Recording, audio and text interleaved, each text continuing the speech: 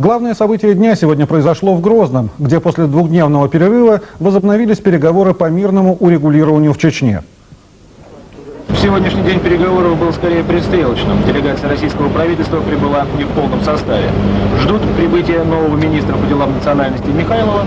И, кроме того, по инициативе Бориса Ельцина в делегацию включен помощник президента Михаил Краснов. Они должны прилететь завтра. И все же уже можно говорить о первых итогах переговоров. Итогах положительных.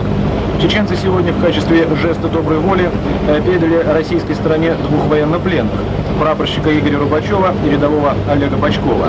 Генералы, российский Куликов и чеченский Масхадов, заявили, что согласие по военному блоку вопросов в принципе достигнуто. В частности, сегодня с 0 часов устанавливается двусторонняя прямая радиосвязь между подразделениями федеральных войск и чеченскими формированиями. Может быть, это поможет избежать провокаций, которые до сих пор вызывают огонь и с той, и с другой стороны. Если мы добьемся, что война будет остановлена, то я думаю, что любые другие вопросы, касаясь политических, экономических, можно решить. Мы рассчитываем, что в течение ближайших 2-3 дней будут уже осуществлены технические меры по реализации военного блока. Надеемся, что в эти сроки мы уже приступим практически к выполнению разоружения. Итак, военные готовы. Дело за политиками. В нашей вчерашней программе мы рассказывали о пресс-конференции Аркадия Вольского, на которой он заявил, что указ президента о дислокации федеральных войск в Чечне будет отменен или видоизменен, добавив, что не так страшен сам указ, сколько толкование, которое дал этому документу министр обороны Павел Грачев. Чтобы прояснить ситуацию, наш корреспондент сегодня побывал в Министерстве обороны.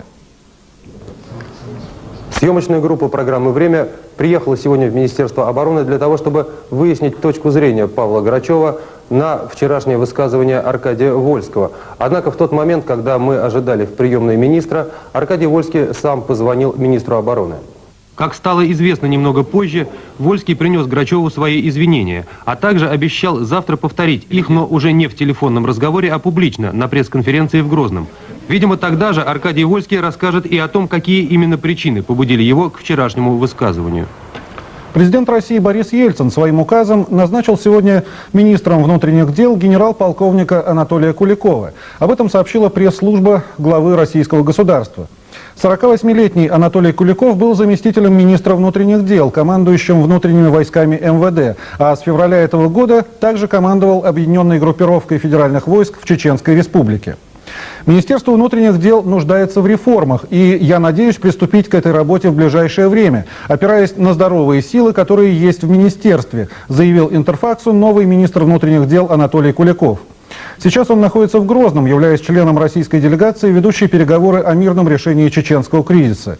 Анатолий Куликов сообщил, что в пятницу он вылетает в Москву. Скорее всего, в тот же день состоится его представление руководству Министерства внутренних дел.